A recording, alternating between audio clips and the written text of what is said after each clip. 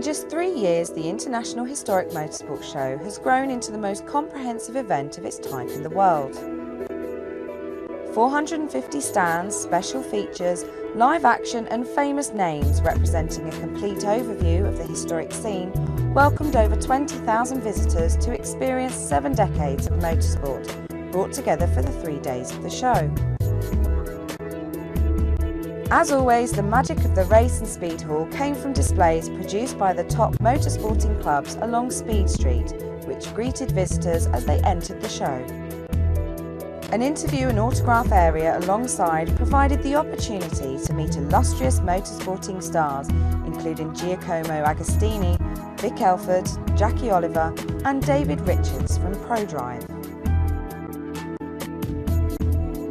A poignant tribute to the late Richard Burns, World Rally Champion in 2001, attracted much comment and praise and was just one of 3 high-quality special feature stands to be found at this year's show.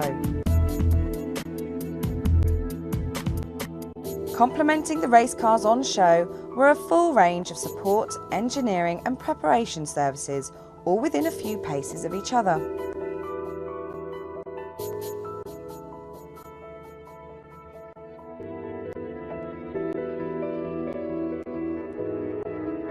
One of the Race and Speed Hall stars was the restored 1930s Auto Union C-Type, destined for Bernie Ecclestone's private collection.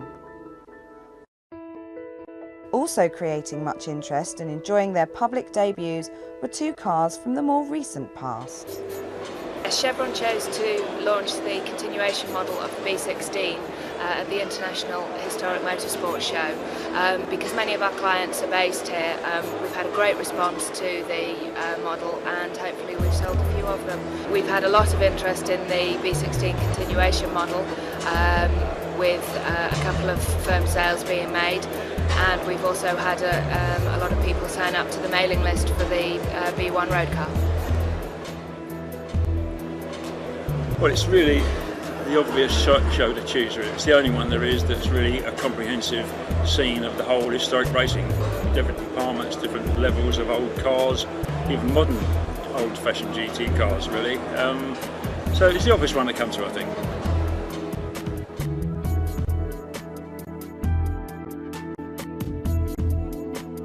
There was much to see in the other 3 halls. Historic rallying gathered together around a focal point supplied by Revington TR. The feature honoured a classic moment from the 1962 Liège-Sophia-Liège rally. Revington TR took the opportunity to launch a new project. Well, we felt that the International Historic Motorsport Show was an ideal venue to launch a project which has got motorsport associated with it. We decided that as there was only one for the world to see, we should make more. So we've now made them with aluminium bodies, and the car we have here is the first of those. We chose to show it here because we felt that this show was an ideal place to show it, because the people who come to this show are the sorts of people who would appreciate such a car.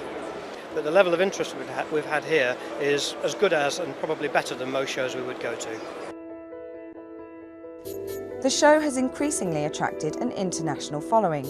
Well, the International Motorsport Show is excellent for us because we get so many leads from people here in the UK that either haven't heard of us and are very interested in our events, or have been with us in the past and are very happy to see us and have a chat and confirm what we're going to do next. We had lots and lots of interest, especially the Kiwi trial, which we are doing the end of this year in New Zealand, and also for our winter trial, a rally which is going east into the snow. After visiting the indoor rally displays, enthusiasts could enjoy some real action provided by the Group B demonstration team, Slowly Sideways.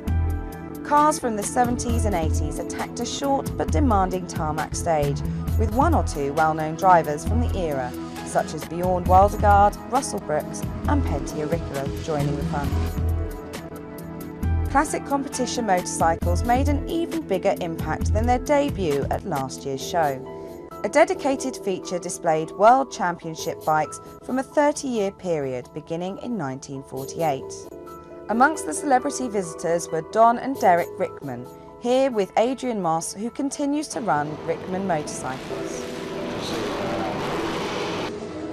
A popular new attraction was the pre-1965 trials demonstration, running over a course designed by world champion Dougie Lampkin's father, Martin Lampkin.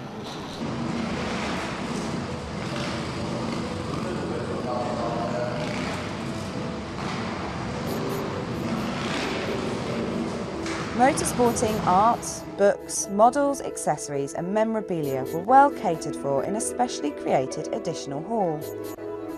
Joining the retail stands were a number of motorsporting clubs, including the Historic and Classic Kart Club, who provided a live action display on the rally stage.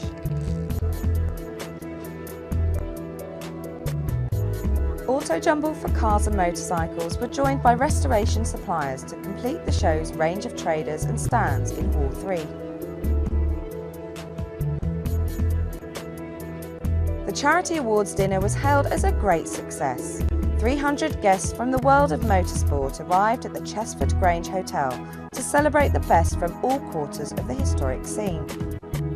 Once again, successful nominees received their bronze trophy from a top star, then going on to enjoy an after-dinner double bill, first from rallyman Tony Mason and then for the bikes Steve Parrish.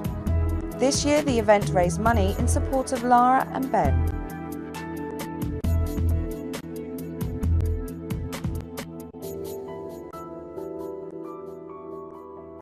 This year, Bonhams were appointed auctioneer for historic cars, motorcycles and memorabilia, which played out to a packed hall on the Saturday, with Jamie Knight at the block and gavel.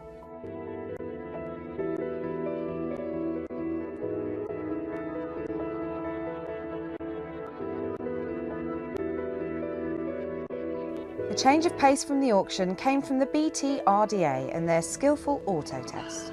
Going round in circles was never more fun.